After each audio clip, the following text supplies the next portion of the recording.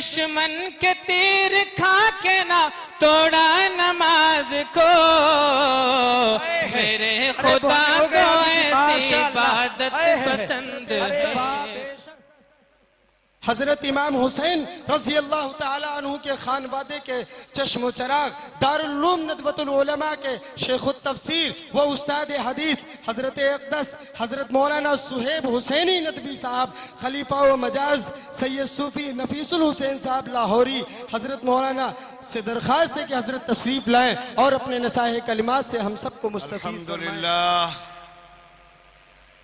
अल्हम्दुलिल्लाह नहमदुहु व नस्तईनुहु व नस्तगफिरुहु व नुअमिनु बिही व नतवक्कलु अलैहि व नऊज़ु बिल्लाहि मिन शुरूरि अनफुसिना व मिन सय्यिआति अअमालिना मन यहदिहिल्लाहु फला मुज़िल्ल लहु व मन युज़लिलहु फला हादिय लहु ونشهد أن لا إله إلا الله وحده لا شريك له ونشهد أن سيدنا ونبينا وحبيبنا وشفيعنا محمد صلى الله عليه وسلم عبده ورسوله.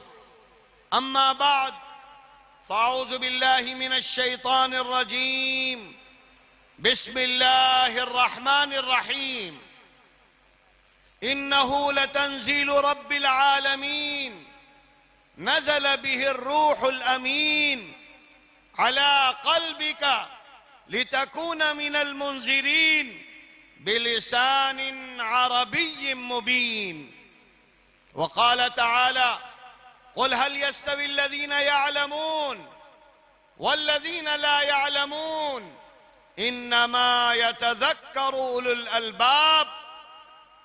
وقال تعالى: يرفع الله الذين آمنوا منكم والذين أوتوا العلم درجات.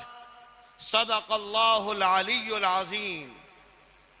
وقال النبي صلى الله عليه وسلم: خيركم من تعلم القرآن وعلمه.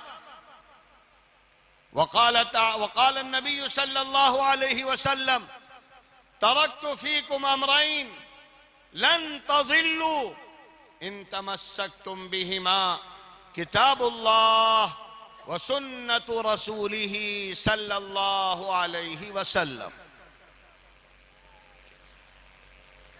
मोहतरम हजरात, दीनी और ईमानी भाइयों, हमारी माओ बहनों और बेटियों, आप ये प्रोग्राम कुरान की निस्बत पर, मदरसे की निस्बत पर बहुत देर से समाअत फरमा रहे हैं, सुन रहे हैं। काफी देर से आप यहां बैठे हुए हैं। आपका यहां बैठना, इसकी अहमियत क्या है? हम यहां आए हैं, हम यहां बैठे हैं, 2 घंटे से बैठे, 3 घंटे से बैठे, तो इसकी अहमियत क्या है? ये हमारे दिलों में आना चाहिए और फिर हमें बैठने का मकसद मालूम होकर अपनी नीयतों को बेहतर से बेहतर बनाना चाहिए। अल्लाह ताला ने कुरान करीम में हुक्म दिया है, फज़कुरूनी अज़कुरकुम, ए मेरे बंदो, हमको याद किया करो, हम तुमको याद करेंगे। माशाअल्लाह, ईसा नगर में आपने इरादा किया कि अल्लाह को याद करें, यहां आकर बैठ गए, घंटों से बैठे हैं, बड़े बड़े उलमा की तकारीर आपने सुनी कुरान और हदीस की रोशनी में। तो आपका यहां बैठना इतना ज्यादा बाबरकत हो गया कि अल्लाह कह रहा है कि ए ईसा नगर के लोगों, हम तुम्हारा तज़किरा आसमानों में कर रहे हैं। आप यहां मट्टी पे बैठे हैं, आपका अल्लाह तज़किरा अर्श इलाही पर कर रहा है और फरिश्ते होंगे वहां, मलाए आला के फरिश्ते। और इसी बात को नबी पाक, नबी आखिरुज़्ज़मा हजरत मोहम्मद मुस्तफ़ा सल्लल्लाहु अलैहि वसल्लम ने इसकी तशरीह करते हुए फरमाया, जिस जगह पर अल्लाह का तज़किरा होता है, रसूलुल्लाह का तज़किरा होता है, कुरान का तज़किरा होता है, अहादीस का तज़किरा होता है, वहां पर अल्लाह की सकीनत उतरती है, रहमत उतरती है, चारों तरफ से फरिश्ते घेर लेते हैं। आपको आंखों से नजर नहीं आ रहा होगा, लेकिन अल्लाह में शक हो सकता है, लेकिन अल्लाह के रसूल के कौल में, बातों में शक नहीं हो सकता। ये हमारा ईमान है। जब अल्लाह के रसूल ने यह फरमा दिया तो हमारे दिमाग में रहना चाहिए कि अल्लाह की रहमत बरस रही है। और अल्लाह के रसूल ने तो इससे ज्यादा बड़ी बात बयान फरमाई कि ईमान वालों, अगर तुम वाकई आए हो यहां कुरान सीखने के लिए, दीन को मजबूत बनाने के लिए, तो तुम अपने घरों से आए हो और रहमत के फरिश्ते अपने परों को बिछाए हुए हैं, उनके ऊपर पैर रख रख के तुम यहां तक पहुंचे हो। इतना बड़ा मकाम तुमको मिल गया जो दुनिया के किसी आदमी को नहीं मिल सकता। दुनिया का बड़े से बड़ा कालीन, दुनिया से बड़ी दौलत, उसके सामने फरिश्तों के जो पर हैं कोई कीमत नहीं है दुनिया की। अल्लाह ने हमको यह एजाज दिया, लेकिन शर्त क्या है? पहली शर्त यह है कि हम यहां आए हों इस इरादे से कि कुछ लेकर जाएंगे, जिंदगी को बदलेंगे, निजाम को बदलेंगे। अभी तक जैसी जिंदगी गुजरी गुजर गई, लेकिन अब कुरान और हदीस के मुताबिक अगर आपने इतना सोच लिया तो ये सारा अजर और सवाब आपको मिल गया, सब मिल गया। और अगर ऐसा इरादा नहीं था अभी तक, तो अब कर लीजिए, अभी कर लीजिए। हो सकता है कि इरादा बहुत सौ का ना हो, बहुत सौ का इरादा ये हो कि भाई चलो मौलाना ने बुलाया है, हाफिज जी ने बुलाया है, देखेंगे कौन कौन आ रहा है, कौन कैसी तकरीर करेगा, और आएंगे चले जाएंगे। तो अगर ये इरादा है तो इरादा बदल लो कि हम सीखने आए हैं, कुछ लेने आए हैं, जिंदगी को अच्छी बनाने के लिए आए हैं। तो ये इतना बड़ा अमल होगा कि जिस तरह हमारे सामने सूरज चमकता है, चांद चमकता है, इसी तरह हमारी ये मजलिस फरिश्तों के सामने चमक रही है।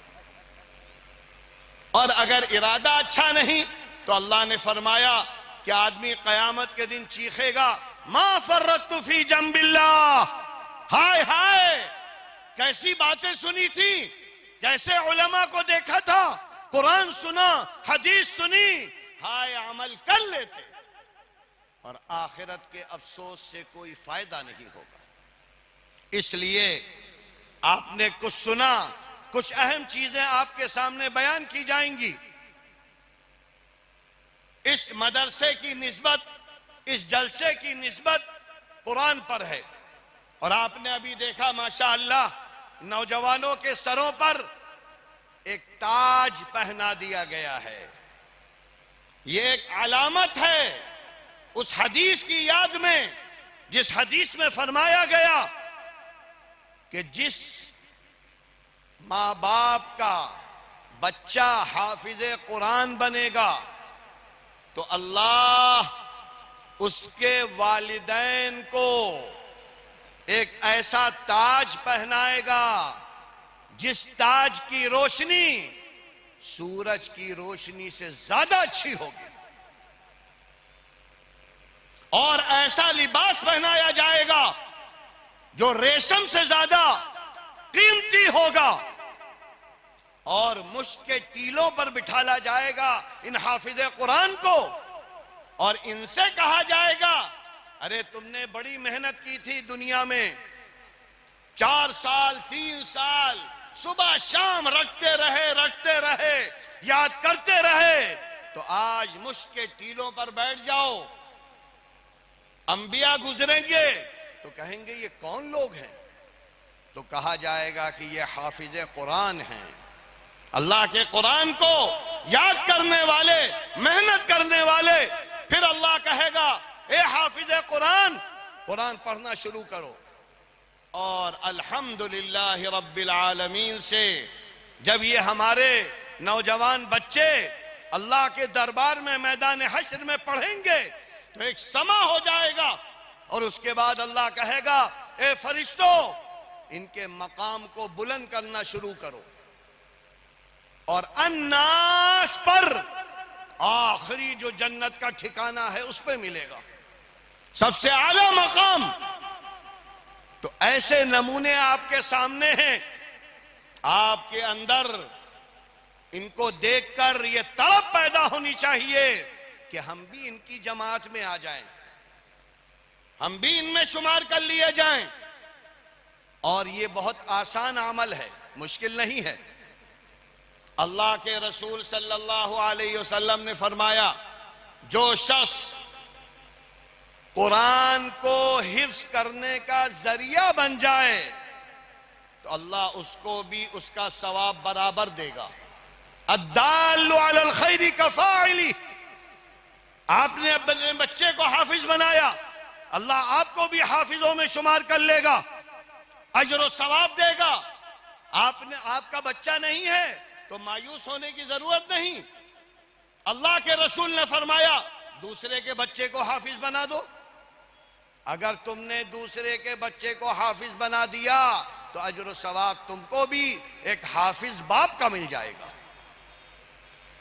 तो हर आदमी ये तमन्ना लेकर यहां से जाए कि हम अपने बच्चों को हाफिज कुरान भी बनाएंगे और माहिर कुरान भी बनाएंगे, आलिम भी बनाएंगे, दाई भी बनाएंगे।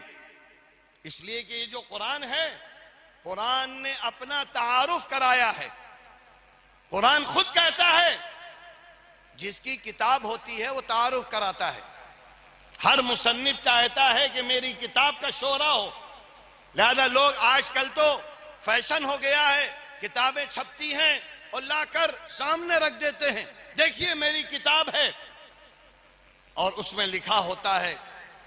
और अल्लाह कहता है कि अरे हमने भी किताब उतारी है, हमारी किताब का तारुफ सुनो। है हमारी किताब कौन सी? इन्नहु लतंजील रब्बिल आलमीन। अरे मालूम है ये अल्लाह ने जो सारे जहां का पाला नहार है उसने उतारी है।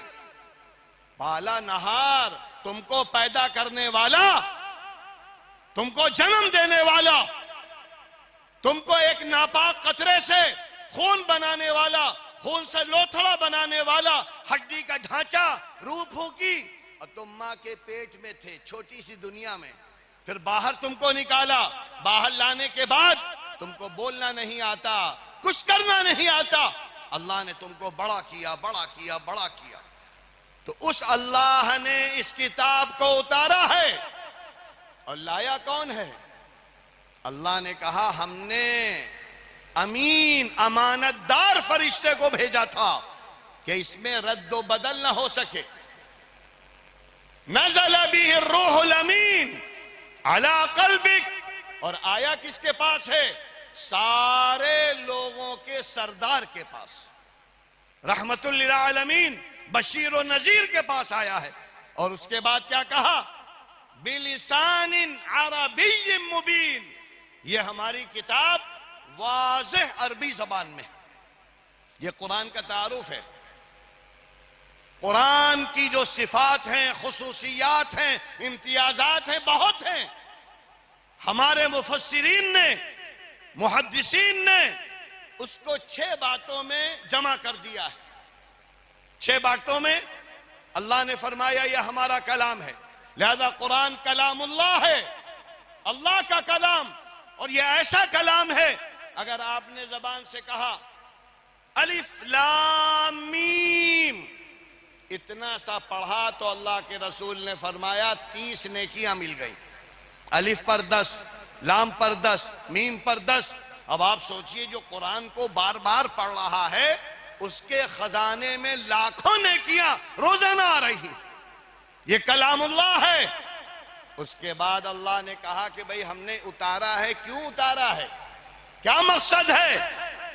तो उसी को अल्लाह ने कहा ये कलाम कलाम हिदायत है, गाइड बुक, जिंदगी गुजारने का रोजनामचा, कैसे हमें जीना है, कैसे जिंदगी गुजारनी है, हमारे हाथ पैर का अमल क्या हो, हाथ से हम क्या करेंगे, आंखों से क्या करेंगे, जबान से क्या करेंगे, हाथ पैर से क्या करेंगे।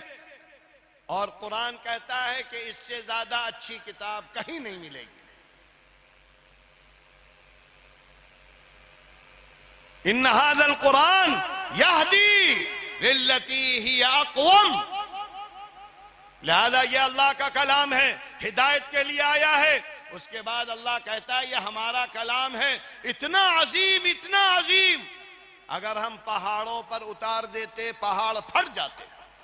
लौ अंज़लना हाज़ल कुरान अला जबल लराइतहु खाशिअन मुतसद्दिआ। लेकिन अल्लाह कहता है मेरी मेहरबानी देखो कि इस कलाम को इतना अजीम होने के बावजूद हमने लोगों के लिए बहुत आसान बना दिया। वलक़द यस्सरनल कुरान लिज़्ज़िक्र। आसान, और आसान आप देखिए माशाअल्लाह, ईसा नगर के लड़के, अतराफ के लड़के पूरे कुरान को याद करने वाले बन गए।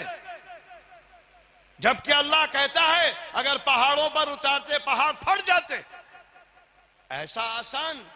और फिर अल्लाह ने कहा आसान तो है, लेकिन यह भी याद रखना ये ऐसा कलाम है जिसके बराबर दुनिया में कोई कलाम हो नहीं सकता। कलाम मोजिज, ऐसा कलाम एजाज, ताकत, कुव्वत से भरा हुआ है। कोई भी आदमी चाहे कुरान जैसी आयत बना ले तो नहीं बना सकता। यहां तक कि आखिर में अल्लाह ने कहा अगर सारे इंसान जमा हो जाएं, सारे इंसान, सारे जिन्नात, जब भी कुरान की एक आयत नहीं बना सकते। कुल इन इज्तमाअतिल इंसु वल जिन्न अला अन यातू बिमिस्लि हाज़ल कुरान ला यातूना बिमिस्लिहि वलौ काना बाज़ुहुम लिबाज़िन ज़हीरा। अरे लाओ। और अगर आदमी को कुरान पर यकीन हो तो आज देख सकता है। 1450 साल हो गए हैं, एक हर्फ नहीं बदला और न बदलेगा कयामत तक। इसलिए कि अल्लाह ने फरमाया है इन्ना नहनु नज़्ज़लना ज़िक्र व इन्ना लहू लहाफ़िज़ून। अरे लोगों को मालूम है हमने कुरान उतारा है, हम इसकी हिफाजत करेंगे। और अल्लाह आज तक हिफाजत कर रहा है। फितनों का दौर है, आजमाइशों का दौर है, सारी दुनिया में मुसलमानों को मारा जा रहा है, मुल्कों को बर्बाद किया जा रहा है, लेकिन कुरान का एक हर्फ न बदला है न बदला जाएगा। ये ऐलान है कुरान का। इसीलिए यूरोप हो, अमेरिका हो, अरब हो, अजम हो, हर जगह जो कुरान पढ़ा जा रहा है वही है जो ईसा नगर में मौजूद है। ये एजाज है कुरान का। लिहाजा कुरान हमेशा रहने वाली किताब। और उसके बाद अल्लाह ने क्या कहा, ये किताब ऐसी किताब है जिसमें सब कुछ है। फीही तिबयानुन लिकुल्लि शै, हर चीज मौजूद है इसमें। जब अल्लाह ने ऐसी अजीम किताब हमको दी जो कलामुल्लाह है, कलाम हिदायत है, कलाम मौजिज है, कलाम मुयस्सर है, कलाम खालिद है और कलाम शामिल है, तो इसका हक भी है। क्यों दिया है अल्लाह ने, क्यों ऊपर से उतारा है, और इसकी तशरीह के लिए अल्लाह ने रसूलुल्लाह को क्यों भेजा। इसके हुकूक हैं, और हुकूक भी इसके बुनियादी हुकूक 6 हैं। पहला हक, कुरान पर ईमान लाओ। हर मोमिन के लिए लाजिम है कि कुरान पर ईमान लाए, जरा बराबर शक ना हो। दूसरा हक, जब कुरान पर ईमान लिया है तो अल्लाह कहता है इसकी ताजीम करो, इसको सरों पे रखो, इसको ऊंचे रखो, पाकी के साथ इसको छुआ करो, पाकी के साथ इसको पढ़ो। तो ताजीम करना। पहला हक है ईमान लाओ, दूसरा हक है ताजीम करो, और तीसरा हक यह है कि कुरान पढ़ा करो। कुरान को जुज़दान में बांध के न रखो, पढ़ो, पढ़ने के लिए आया है। और अल्लाह ने तो नबी से कहा उतलु मा उहिया इलैक, ए नबी तुम भी पढ़ा करो।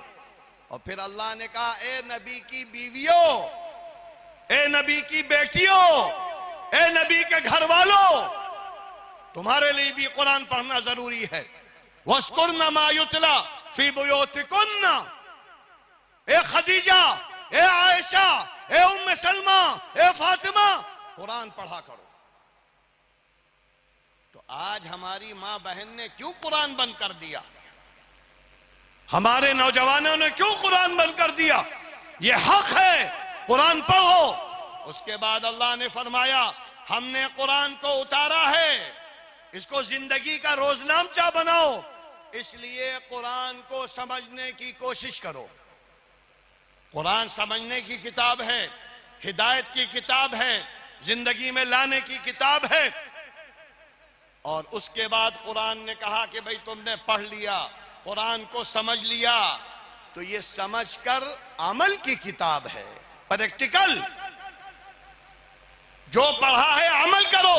इसीलिए सहाबा किराम के बारे में आता है, हजरत अब्दुल्लाह इब्न मसऊद जो हिब्रुल उम्मा हैं, बड़े ज़हीन, बड़े फकीह, वो फरमाते हैं कि 8 साल में हमने सूरह बकरा खत्म की थी। क्योंकि जो पढ़ते थे अमल करते थे, जिंदगी में उतारते थे। तो लिहाजा इसका ईमान लाना, इसकी ताजीम करना, इसकी तिलावत करना, इसको समझना और इस पर अमल करना। और उसके बाद क्या कहा कुरान ने? तुमने अमल कर लिया तो ये सिर्फ तुम्हारी किताब नहीं है, कयामत तक आने वाले लोगों की किताब है। इसलिए नबी या अय्युहर रसूल बल्लिग बल्लिग मा उन्ज़िला इलैका मिन रब्बिक व इन लम तफ़अल फमा बल्लग़्ता रिसालतह। ए नबी, जो कुछ हमने उतारा है उसको पहुंचाते रहिए, पहुंचाते रहिए। और अल्लाह के रसूल ने हज्जतुल वदा में सहाबा से कहा था बल्लिगु अन्नी वलो आया फरुब्बा मुबल्लिगिन औ आ। अरे जो लोग हमारी बातें सुन रहे हैं उनको जितना कुरान आता हो दूसरों को पहुंचाते रहें, पहुंचाते रहें, पहुंचाते रहें। ये कुरान के हुकूक हैं। लिहाजा कुरान अमली किताब है, कुरान जिंदगी का रोजनामचा है। ये तो हक है। और कुरान ने एक जगह यह भी कहा, ए ईमान वालों, अगर तुमने कुरान नहीं पढ़ा, अगर तुमने कुरान को समझने की कोशिश नहीं की, अगर तुमने कुरान पर अमल नहीं किया तो क्या होगा? क्योंकि अल्लाह दोनों चीजें आगाह भी करता है। अगर तुमने आंखें बंद की कुरान से गफलत बरती, कुरान को लपेट के रख दिया, तो मन आरज़ अन ज़िक्री फ़इन्न लहू मईशतन ज़न्का। जिसने भी हमारे जिक्र से, और जिक्र क्या है? कुरान। वअन्ज़लना इलैका ज़िक्र, कुरान का नाम है अज़्ज़िक्र। अल्लाह कहता है कि जिसने हमारे कुरान से एराज किया तो क्या होगा? हम उसकी दुनिया की जिंदगी ज़न्का बना देंगे। परेशानी, उलझन, फिक्रें, घर में सब कुछ है लेकिन उलझन नहीं जा रही है, इसलिए कि तुमने कुरान से ताल्लुक नहीं कायम किया। वनहशुरुहु यौमल क़ियामति आमा, और जब हमारे पास मैदान हशर में आएगा तो हम कब्रों से ऐसे आदमी को जिसने कुरान से ताल्लुक नहीं रखा दुनिया में, अंधा बना देंगे। आखिरत के अंधे यहां बड़ी बड़ी आंखों से रास्तों में बच रहे हो, आखिरत में क्या करोगे? और उसके बाद अल्लाह ने फरमाया जब हम अंधा उठाएंगे तो ये ऐसे लोग चीखेंगे, चिल्लाएंगे और कहेंगे रब्बी लिमा हशरतनी आमा वक़द कुन्तु बसीरा। ए अल्लाह, दुनिया में तो बड़ी बड़ी आंखें थी, अब हम अंधे क्यों हो गए, क्या बात हो गई? तो अल्लाह कहेगा कि उसकी वजह है अतत का आयातुना फनसीतहा, हमने तुरंत को कुरान दिया था, आयतें दी थी, ऐसी आयतें दी थी कि जब कुरान उतरता था मक्के में तो पूरा मक्का हिलने लगता था। मक्के के मुशरिकीन कानों में रुई डाल लेते थे कि कानों में ना पहुंचे, क्योंकि कान में उतरेगा दिल में उतरता था। तो आज हमारा दिल इतना अंधा हो गया कि काफिरों से बदतर हमारे दिलों में कुरान नहीं उतर रहा है, कुरान की मोहब्बत नहीं आ रही है, कुरान से ताल्लुक नहीं पैदा हो रहा है, तो कौन सा ईमान है?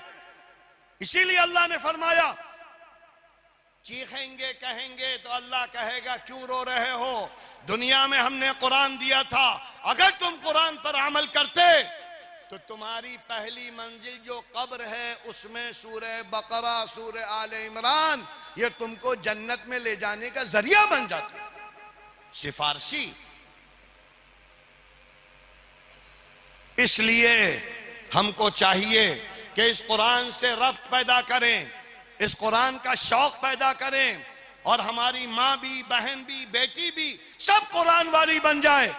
आज हमारे ज़हन दिमाग में कुरान नहीं, इसलिए जहां कोई बड़ा मसला आता है तो हाय हाय हाय हाय क्या होगा, जबकि कुरान ने क्या कहा, फीही तिबियानुन, कुरान में हर चीज का इलाज है, अपनी जिंदगी का इलाज करो, अपनी जिंदगी की चीजों को लो।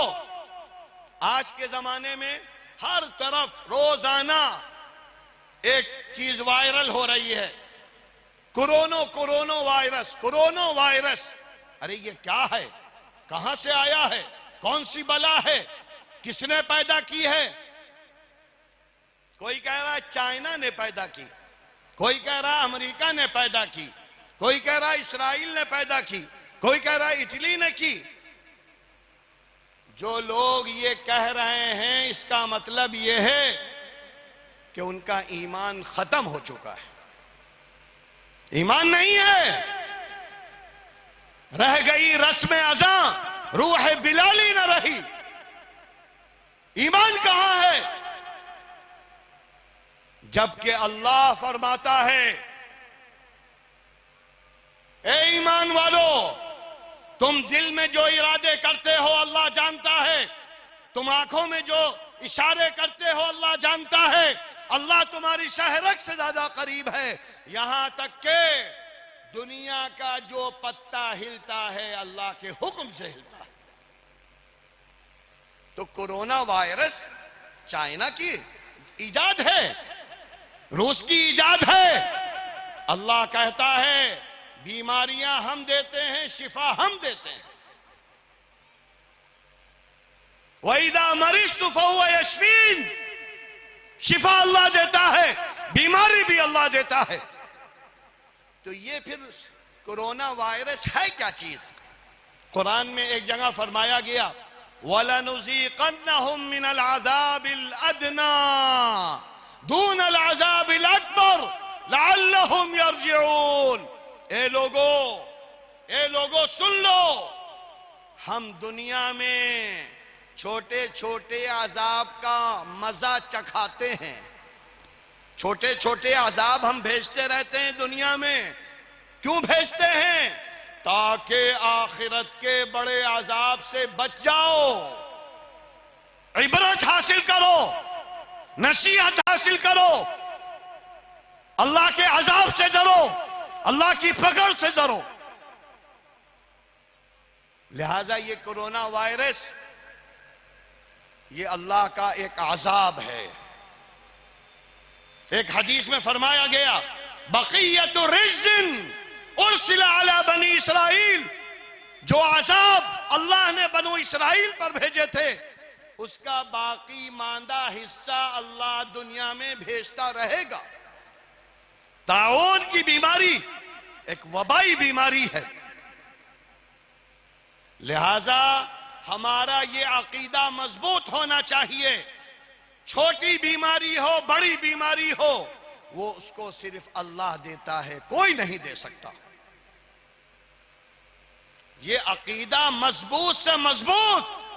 और उसके बाद अल्लाह के रसूल ने इसीलिए फरमाया ला अदवा वला तियारा, इस्लाम में छूत छात नहीं है, छूत छात का इस्लाम में गुजर नहीं।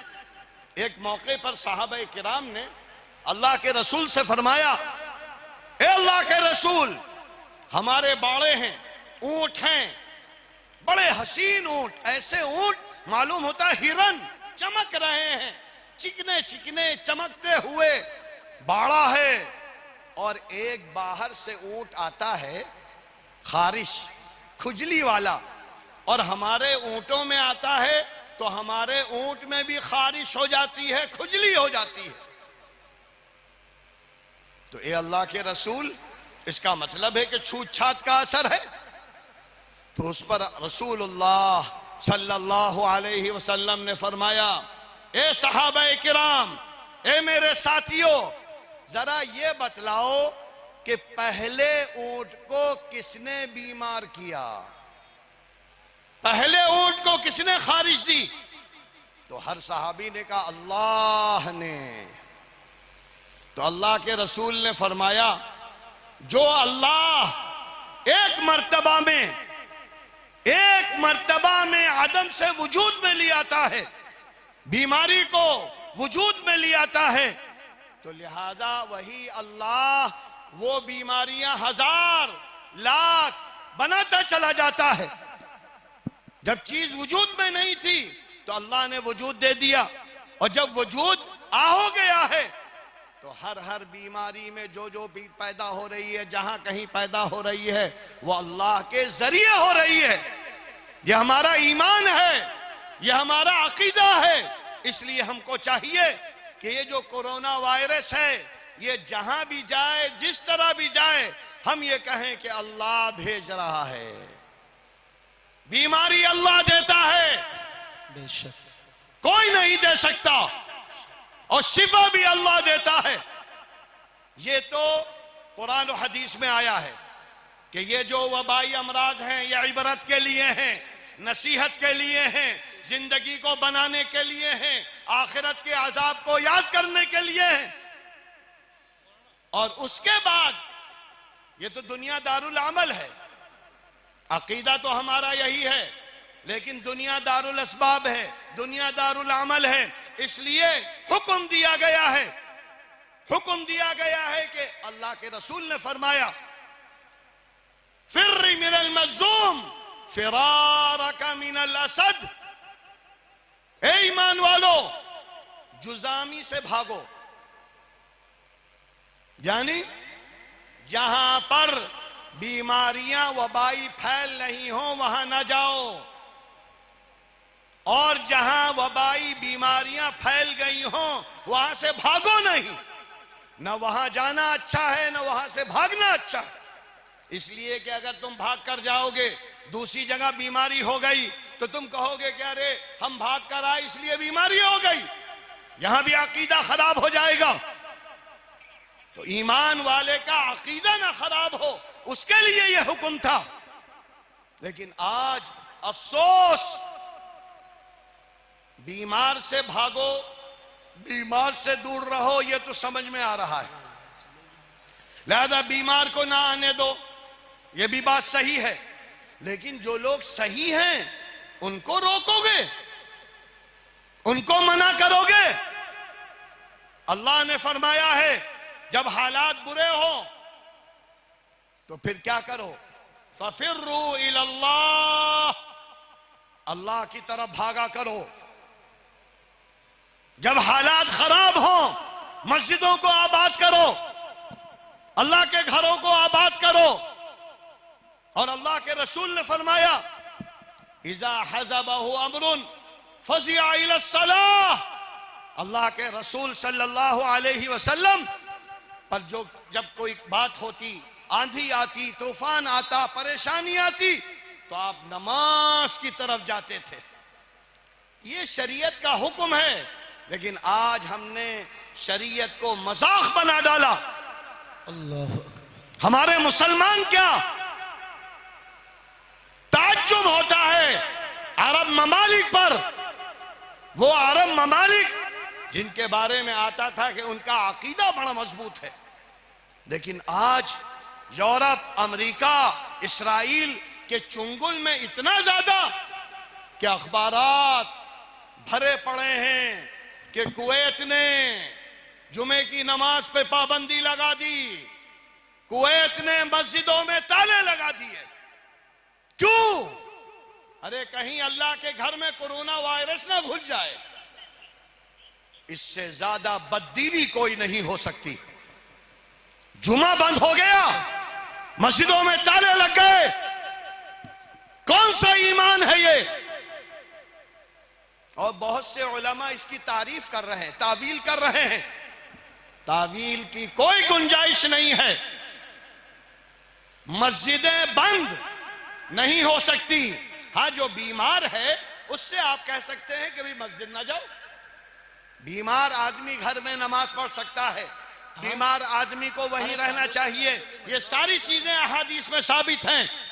लेकिन बलाओं में, मुसीबतों में, ताउन में मस्जिदें न बंद हुई हैं, न बंद होना जायज है। आज हिंदुस्तान के गैर मुस्लिम भी क्या सोच रहे होंगे जब इस्लामी ममालिक मस्जिदों पे ताले लगा रहे हैं। तो हमारे लिए तो बहुत आसान हो गया है, पूरे मुल्क हिंदुस्तान में ताले लगा दो, बंद कर दो। तो ये तो इस्लाम का मजाक है और लोगों की समझ में नहीं आ रहा है। इसलिए नहीं आ रहा है कि हमारा ताल्लुक कुरान से खत्म हो गया है, हमारा ताल्लुक नबी पाक से खत्म हो गया है, हमें दीन मालूम नहीं। अल्लाह कह रहा है जब फितने हो तो हम अल्लाह के घर में जाओ, और हम कह रहे हैं नहीं, हम हरम में नहीं जाएंगे, मक्के में नहीं जाएंगे, काबे में नहीं जाएंगे। यहां तक के बेचारे कितने उम्रा करने जो गए, एहराम बांधे हैं, उनको तवाफ नहीं करने दिया जा रहा है। अल्लाह अकबर। तवाफ नहीं। वो मसले पूछ रहे हैं फुकहा से, क्या करें क्या करें क्या करें। कोई कह रहा दम दो, कुर्बानी करो, तो कहते हैं हमारा क्या जुर्म है, हमारी क्या मजबूरी है। इस हद तक आदमी चला गया। एहतियात का मतलब यह नहीं होता है कि जो अच्छे लोग हैं उनको भी जेलों में डाल दो, जो अच्छे लोग हैं उनको भी कमरे में बंद कर दो। एहतियात का मतलब यह है कि जो बीमार है उसको अलग रखो। यह अल्लाह के रसूल ने फरमाया था, फिर्र मिनल मज़लूम फिरारका मिनल असद। हाँ, बीमार से अलग रहो एहतियातन, लेकिन अकीदा ये रखना कि इसकी बीमारी हमारे अंदर नहीं आ सकती बगैर अल्लाह के हुक्म के। जब तक अल्लाह का हुक्म नहीं होगा हम बीमार पड़ नहीं सकते। ये तो है ये कोरोना वायरस का पोस्टमार्टम। और एक और बात सुन लीजिए, अल्लाह के रसूल सल्लल्लाहु अलैहि वसल्लम रहमतुल लिल आलमीन थे। अल्लाह रहीम है, लिहाजा वबाई अमराज अजाब है, इबरत के लिए है। लेकिन जो ईमान वाला बंदा वबाई अमराज का शिकार हो जाए, अगर वो सब्र करेगा, बर्दाश्त करेगा, अल्लाह के फैसलों पर राजी रहेगा, तो अल्लाह के रसूल ने फरमाया ताउन और वबा की बीमारी में मरने वाला शहीद होता है। तो अब क्यों गम है? अगर तुम्हारे पास कोरोना वायरस आ रहा है तो ठीक है, अल्लाह का हुक्म है, अल्लाह जिस हाल में रखे हम रहेंगे। सेहत के साथ रखे तो रहेंगे, बीमारी के साथ रखे तो रहेंगे, इज्जत के साथ रखे तो रहेंगे, जिल्लत के साथ रखे तो रहेंगे। हम अल्लाह से कभी बगावत नहीं करेंगे। अगर इस तरह कोरोना वायरस आकर तुमको दुनिया से ले गया तो तुम्हारा हश्र हजरत उमर के साथ होगा, हजरत उस्मान के साथ होगा, हजरत अली के साथ होगा, हजरत हमजा सैयदुश शुहदा के साथ होगा। तो क्या नहीं जाना चाहते? तो डर क्यों है? जिसको देखिए मौलाना क्या करें, अरे लेटो, रात में लेटो, दिन में काम करो। नहीं मौलाना, घर में नींद नहीं आ रही है। क्यों? कोरोना हमको तलाश कर रहा है। योगी ने कहा तलाश कर रहा है, अमित शाह ने कहा तलाश कर रहा है, ट्रंप ने कहा तलाश कर रहा है। तो हमारा ईमान इतना कमजोर है। हाँ हाँ तलाश कर रहा होगा। अरे जल्दी हाथ धो, हाथ धो, साबुन लाओ, साबुन, अच्छे वाले साबुन। अगर हम अपने दीन पर अमल करते तो कोरोना कोसों दूर भाग जाता। नबी ये पाक, नबी ये आखिर ज़माने ने हमको जो इबादत सिखाई है, आज दुनिया ने साबित कर दिया, वजू करने से सारी बीमारियां भाग जाती हैं, जाहिरी बीमारियां भी और रूहानी बीमारियां भी खत्म हो जाती हैं। इसीलिए आज़ाए वजू सूरज और चांद की तरह चमकेंगे। और इमाम अबू हनीफा के बारे में तो आता है कि वो गुनाहों को झड़ते हुए देख लेते थे, निगाह बसीरत थी उनकी। तो हमको वजू सिखाया है। ए ईमान वालो, कम से कम 5 वक्त वजू किया करो, जिस्म भी पाक हो जाएगा, रूह भी पाक हो जाएगी। और उसके बाद जब नमाज पढ़ोगे तो नमाज पढ़ने के नतीजे में पूरा जिस्म नूरानी हो जाएगा। और ऐसा नूरानी होगा, ऐसा नूरानी होगा कि उसकी शुआएं निकल रही होंगी। तुम ना देख पाओ लेकिन फरिश्ते देखते हैं, फरिश्ते देखते हैं, किरणें निकलती हैं, नूर है, इसीलिए उसको नूर कहा गया, ज़िया कहा गया, क्या क्या नाम दिए गए। और ये सब नजर आएंगे आखिरत में। ये तो रूहानी फायदा है। और दुनियावी फायदा नमाज का, जो लोग नमाज पाबंदी से पढ़ते हैं, 5 वक्त की नमाजें, तहज्जुद की नमाज, ये सुन्नतें, तो आज जापान, यूरोप ने रिसर्च करके, बाकायदा रिसर्च तहकीकात करके ये साबित किया है, दुनिया में अगर कोई सबसे आला एक्सरसाइज है, वर्जिश है, तो नमाज है। आज क्या क्या कर रहे हैं, 5,000 रुपए नौजवान दे रहे हैं, दंड पेलते हैं, बॉडी बना रहे हैं, पता नहीं किस किस नाम से कैंप खुले हुए हैं। 5,000 दिया, जब भी कोरोना वायरस आ गया, जब भी हाथ टेढ़ा हो गया। और हमारे सहाबाए किराम एक्सरसाइज नहीं करते थे, लेकिन ऐसी नमाजें पढ़ते थे कि हजरत उमर फारूक कहते थे, जो आदमी घोड़े की पीठ पर दौड़कर न सवार हो वो हमारी फौज में नहीं आ सकता। कैसी थी ये ताकत? एक्सरसाइज की नहीं थी, नमाजों की, इबादत की, जिस्मानी ताकत, रूहानी ताकत। तो अगर हम ईमान पर अमल करेंगे, हमारी रूह भी मजबूत होगी, जिस्म भी मजबूत होगा। ये हमको शरीयत ने सिखाया है, करके देखो। आज हमने नमाजों को छोड़ा, वजू को छोड़ा और अपने अतराफ में गंदगियों को जन्म दिया। आज हमारा ऐसा अकीदा बन गया है कि सफाई सुथराई की जरूरत नहीं। अल्लाह फरमाता है सफाई सुथराई आधा ईमान है, आधा ईमान। एक हदीस में फरमाया, जब भी कुरान की आयत है, नमाज पढ़ने आया करो तो सबसे अच्छा लिबास पहन कर आओ। खुजू ज़ीनतकुम इंद कुल्ली मस्जिद, अच्छे कपड़े पहन कर आओ, इत्र लगा कर आओ, खुशबू के साथ आओ, दांतों में मिसवाक करो। अगर आज हम ये करने लगे तो लाखों बीमारियां हमसे भाग जाएंगी। तो लिहाजा आज के हालात को सामने रखते हुए, कोरोना वायरस को समझते हुए, ईमान को मजबूत करिए। अल्लाह जालिमों की पकड़ करता है, चाइना में सबसे ज्यादा है, इसलिए कि इस चाइना ने जुल्म की इंतहा कर दी, जुल्म की इंतहा। मुसलमानों को ऐसी इबरतनाक सजाएं दी हैं, आदमी सुन ले तो रात की नींदें हराम हो जाए। अल्लाह ने कहा अच्छा अभी हम तुमको दिखाते हैं। और दूसरे नंबर पर अमेरिका है, जिसने शाम, इराक, अफगानिस्तान, बोस्निया, चेचनिया, हर जगह जुल्म की इंतहा कर दी। बच्चे मारे जा रहे हैं, मासूम मारे जा रहे हैं, औरतें मारी जा रही हैं। अल्लाह ढील देता रहा, देता रहा, देता रहा। अब एक झटका लगाया है।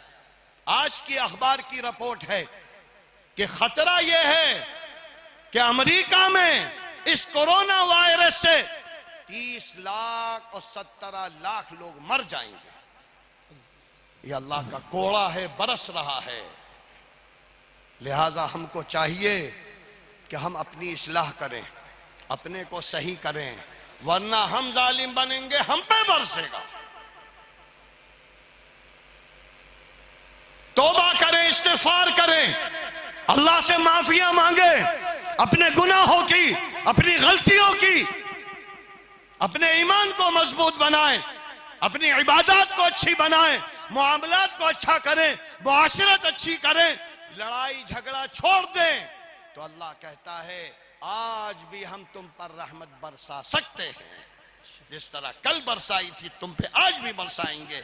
बस हमको लौटना है, हमको रुजू करना है। अल्लाह ताला हम सबको अमल की तौफीक अता फरमाए, दीन का फहम अता फरमाए और हालात से कुरान और हदीस की रोशनी में निमटने वाला बनाए, हालात को समझने वाला बनाए और अल्लाह के फैसलों पर राजी रहने वाला बनाए। जिस दिन हम इस तरह जिंदगी गुजारेंगे तो जिस हालत में भी मौत आएगी जन्नत में पहुंच जाएंगे। वाखिरु दावाना अनिल हम्दुलिल्लाहि रब्बिल आलमीन। एक निकाह होना है हजरत मोहम्मद सलमान।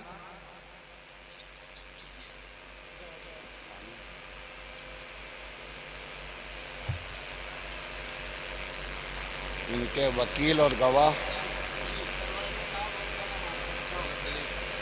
हैं, वकील कहाँ हैं? ये 2 गवाह होंगे ना, दूसरा गवाह कहाँ है?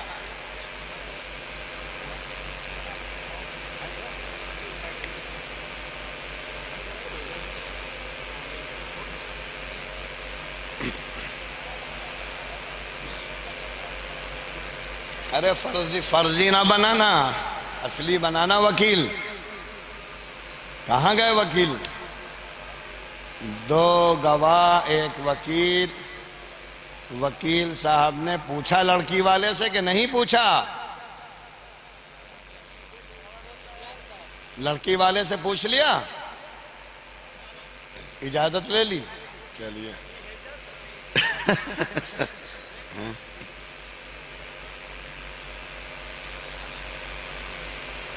लड़के का नाम सलमान, महर क्या है? 2 डोजन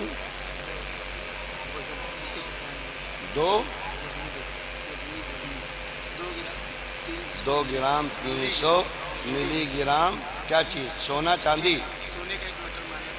सोना, चांदी तो नहीं है?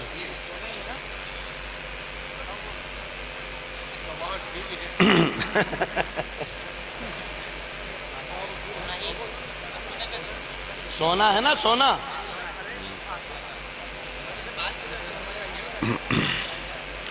अल्हम्दुलिल्लाह अल्हम्दुलिल्लाह नहमदुहु व नस्तईनुहु व नस्तगफिरुहु व नु'मिनु बिही व नतवक्कलु अलैहि व नऊज़ु बिल्लाहि मिन शुरूरि अनफुसिना व मिन सय्यिआति अअमालिना। मन यहदिहिल्लाहु फला मुज़िल्ल लहु व मन युज़लिल्हु फला हादिय लहु व नशहदु अन ला इलाहा इल्लल्लाहु वहदहु ला शरीका लहु व नशहदु अन्न सय्यिदना व नबिय्यना व हबीबना व शफीअना मुहम्मद सल्लल्लाहु अलैहि वसल्लम अब्दुहु व रसूलुहु अम्मा बाद फ़अऊज़ु बिल्लाहि मिनश शैतानिर रजीम बिस्मिल्लाहिर रहमानिर रहीम या अय्युहल्लज़ीना आमनुत्तक़ुल्लाहा हक़्क़ तुक़ातिह वला तमूतुन्न इल्ला व अंतुम मुस्लिमून या अय्युहन्नासुत्तक़ू रब्बकुमुल्लज़ी ख़लक़कुम मिन नफ्सिन वाहिदा व ख़लक़ मिन्हा ज़ौजहा व बस्स मिन्हुमा रिजालन कसीरन व निसाअ वत्तक़ुल्लाह अल्लज़ी तसाअलून बिही वल अर्हाम इन्नल्लाह काना अलैकुम रक़ीबा वक़ाल तआला या अय्युहल्लज़ीना आमनुत्तक़ुल्लाह वक़ूलू क़ौलन सदीदा युस्लिह लकुम अअमालकुम व यग़फ़िर लकुम ज़ुनूबकुम वमन युतिइल्लाह व रसूलहु फ़क़द फ़ाज़ फ़ौज़न अज़ीमा सदक़ल्लाहुल अलियुल अज़ीम वक़ाल नबी सल्लल्लाहु अलैहि वसल्लम अन्निकाहु मिन सुन्नती वक़ाल फ़ी हदीसिन आख़र फ़मन रग़िब अन सुन्नती फ़लैस मिन्नी वक़ाल नबी सल्लल्लाहु अलैहि वसल्लम इन्न अअज़मन निकाहि बरकह ऐसरुहु मुऊनह औ कमा क़ाल सल्लल्लाहु अलैहि वसल्लम। मोहतरम हज़रात, ये निकाह की मजलिस है। इस निकाह की मजलिस में कुरान की 3 आयतें पढ़ी जाती हैं। अल्लाह के रसूल सल्लल्लाहु अलैहि वसल्लम ये 3 आयतें पढ़ते थे और इन 3 आयतों को सिखाया है। इन 3 आयतों में जो पैगाम है वो ये कि ए ईमान वाले, जो काम भी करना अल्लाह से डरते रहना। इत्तकुल्लाह इत्तकुल्लाह, अल्लाह का लिहाज रखना, तक़वा इख्तियार करना। और अल्लाह कहता है देखो मेरा नाम बीच में ला रहे हो, तसालून बिही, अल्लाह के नाम की वजह से ये बहुत बड़ी इबादत बनने जा रही है। एक हदीस में फरमाया अल्लाह के रसूल ने कि निकाह नबियों की रसूलों की सुन्नत है और निकाह मेरी भी सुन्नत है। इसको सुन्नत समझ के किया करो, ये बहुत बड़ी इबादत है। लिहाजा निकाह करते वक्त ये जहन में रखना कि अल्लाह का नाम हम लाए हैं, अल्लाह के रसूल की सुन्नत को जिंदा कर रहे हैं। इसलिए अल्लाह ने कहा है कि मौत तक इस सबक को न भूलना। वला तमूतुन्ना इल्ला व अंतुम मुस्लिमून, तुम्हारी मौत आए तो जबान से कलमा ला इलाहा इल्लल्लाह मुहम्मदुर रसूलुल्लाह निकल रहा हो। इसलिए ए निकाह करने वाले, तुम इस इरादे से निकाह करना कि अल्लाह का भी हक अदा करोगे, बीवी का भी हक अदा करोगे, किसी का हक नहीं छोड़ोगे, अल्लाह को याद रखोगे, दीन के कामों में हुकूकुल इबाद याद रखोगे। बीवी का हक है, सास का हक है, ससुर का हक है, भाइयों का हक है, माँ बाप का हक है। और अगर तुमने किसी का हक मारा तो कल अल्लाह तुमको माफ नहीं करेगा, अल्लाह नहीं माफ करेगा हुकूकुल इबाद वालों को। यह है अहदो पैमान। जिंदगी बदल जानी चाहिए। शादी इसलिए की जाती है कि आंखों में इफ्फत आ जाए, शर्म हया आ जाए, हलाल की जिंदगी हो जाए, हराम से बचने वाले हो जाएं, हराम की तरफ आंखें ना उठें, कदम न चलें, बुराई का इरादा ना हो। इसलिए कि जब अल्लाह ने हलाल रास्ता खोल दिया तो हराम क्यों करें। अगर इस तरह हम शादी के इस अमल को करेंगे तो ऐसी इबादत है कि मौत तक सवाब मिलेगा। और यहां तक कि अल्लाह के रसूल ने फरमाया तुम अपनी ख्वाहिश बज़ाहिर ख्वाहिश पूरी करोगे लेकिन अल्लाह के यहां सवाब मिलेगा। अगर तुमने बीवी का हक अदा करते हुए बीवी को खुश करने के लिए बीवी के मुंह में लुकमा दिया तो वो भी सदका है, वो भी खैर है। इसलिए मोटी मोटी चीज में ये जानना चाहिए कि इस निकाह को सुन्नत समझें, नबियों की सुन्नत, अल्लाह के रसूल की सुन्नत, कयामत तक के लिए खैर का रास्ता, इज्जत का रास्ता, इफ्फत का रास्ता। और जो हक है वो बयान किया गया। ए शौहर, तू निकाह कर रहा है, तेरी बीवी घर में आने वाली है, 3 चीजें हैं जो लाजिम है तेरे ऊपर। पहली चीज, खाना उसको खिलाना अच्छा जैसा कि तुम खाना, अपने मेयार से उसको खाना खिलाना। नंबर 2, अपने मेयार के एतबार से उसको कपड़े पहनाना। जैसी सलाहियत है, 1000 रुपए मीटर, 2000 रुपए मीटर, 4000 रुपए, जैसी भी तुम्हारे अंदर सलाहियत है, जैसा तुम पहनते हो उसी मेयार का उसको पहनाना। और तीसरी चीज, घर गृहस्थी का इंतजाम करना। ये 3 बुनियादी चीजें हैं शौहर के ऊपर। खाने का इंतजाम, कपड़े का इंतजाम, घर गृहस्थी का इंतजाम। और औरत से जो इनकी बीवी बनने वाली है या जिसकी भी बीवी बने, उससे कहा गया है, ए औरत, ए अपने मां बाप को छोड़कर आने वाली, तू जा रही है अपने शौहर के पास, लिहाजा हर हाल में इताअत करना, फर्मा बरदारी। नाफरमानी अल्लाह को पसंद नहीं। अगर कोई औरत नाफरमानी करेगी तो अल्लाह के रसूल ने फरमाया वो जहन्नम में जाएगी। तो इसलिए बीवी का काम है शौहर की बात मानना। और अल्लाह के रसूल ने फरमाया इतना लाजिम है कि अगर हम कहते कि सजदा करो तो बीवी से कहते शौहर को सुबह शाम सजदा करो, लेकिन सजदा हराम है, इसलिए इताअत करो। लेकिन बीवी की इताअत कब तक लाजिम है? जब तक शौहर दीन के मुताबिक करे। अगर शौहर साहब बीवी से कहें हमारे साथ लेटी रहो, तुम भी फजर की नमाज ना पढ़ो, तो हुक्म है बीवी को उठ जाओ, छोड़ दो शौहर को, जाओ अल्लाह की इबादत करो। ला ताअत लिमखलूकिन फी मासियतिल खालिक। अगर हराम खोरी की दावत दे, बेनमाजी बनाए, रोजे छुड़वाए, फर्ज रोजे, तो शौहर की बात नहीं मानी जाएगी। यह है दीन। अगर हमारी माएं ऐसी हो जाएं तो इन औरतों के जरिए से शौहर भी अच्छा हो जाएगा। अगर घर अच्छा होगा तो बच्चे भी अच्छे होंगे और लड़के भी अच्छे होंगे, लड़कियां भी अच्छी होंगी। तो ये एक घर आबाद हो रहा है। दुआ भी करें आखिर में।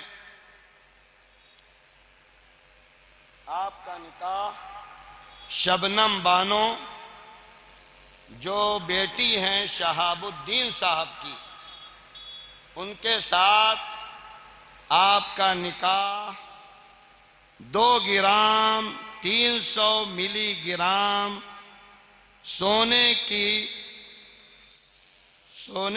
इवज या जेवर के इवज, मटर माला के इवज, जिसकी कीमत 8500 रुपए है, आपका निकाह शबनम बानो से किया गया। आपने कबूल किया?